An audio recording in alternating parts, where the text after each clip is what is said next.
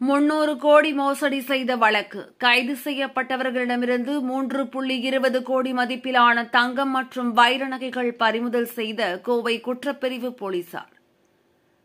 கோவையில் தொழிலதிபரிடம் 300 கோடி மோசடி செய்யப்பட்ட வழக்கில் கைது செய்யப்பட்டவர்களிடமிருந்து சுமார் 3.20 கோடி ரூபாய் மதிப்பிலான தங்கம் மற்றும் வைர நகைகளை கோவை மாநகர மத்திய குற்றப்பிரிவு போலீசார் பறிமுதல் செய்துள்ளனர். கோவையைச் சேர்ந்த சிவராஜ் என்பவர் பீலமேடு பகுதியில் மின்காற்றாலை அலுவலகத்தை நடத்தி வருகிறார். தொழிலதிபரான இவரது அலுவலகத்தில் பணிபுரிந்த 13 பேர் சிவராஜுக்கு சொந்தமான சுமார் 200 கோடி ரூபாய் சொத்துகளுக்கு போலி ஆவணம் தயார் செய்து 100 கோடி ரூபாய் பணத்தை மோசடி செய்துள்ளனர்.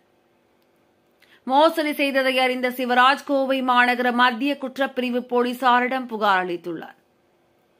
புகாரின் பேரில் வழக்கு பதிவு செய்த போலீசார் மோசடியில் ஈடுபட்ட வசந்த், சிவக்குமார், ஷீலா, தீஷா, சக்தி சுந்தர் என மொத்தம் 5 பேரை கைது செய்து நீதிமன்றத்தில் ஆஜர்படுத்தி சிறையில் அடைத்தனர்.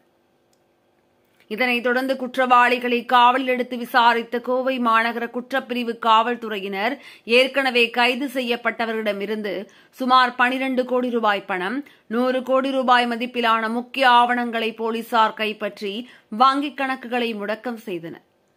இதனைத் தொடர்ந்து கைது செய்யப்பட்டவர்களின் வங்கி லாக்கரில் வைக்கப்பட்டிருந்த 480 பவுண்ட் தங்கம் மற்றும் வைர நகைகளை போலீசார் கைப்பற்றியுள்ளனர். இந்த நகைகளை கோவை நீதிமன்றத்தில் இன்று ஒப்படைத்தனர்.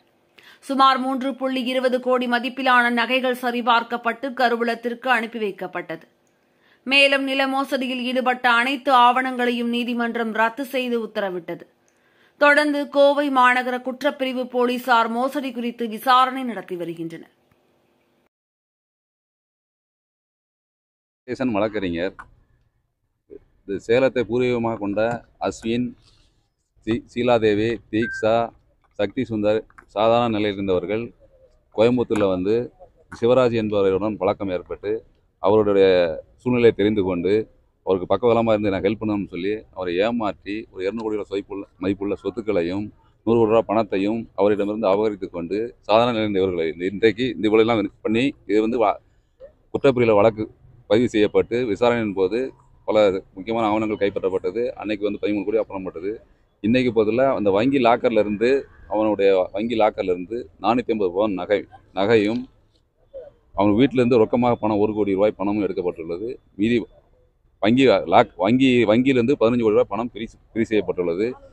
மறுபடியும் இந்த இவர் பெயரிலிருந்து மாற்றப்பட்ட அனைத்து ஆவணங்களையும் வருமானத்துறையிலிருந்து என்கொயரி செய்யப்பட்டு அனைத்து ஆவணங்களையும் ரத்து செய்யப்பட்டு விட்டது. கேஸு நிலுவையில் விசாரணைக்கு பல பேர் தலைமறைவாக இருக்காங்க. சில பேர் முன்ஜாமீன் வாங்கி கொண்டிருக்கிறார்கள். சில பேர் பெயில் வெளிவந்திருக்காங்க. இதில் 5 பேர் கைது செய்யப்பட்டிருக்காங்க. இன்னும் மொத்தம் அக்யூஸ் நிறைய பேர் இருக்காங்க. 3 பேர் வந்து முன்ஜாமீன் வாங்கியிருக்காங்க. A1 அக்யூஸ் முன்ஜாமீன் வாங்கியிருக்காங்க.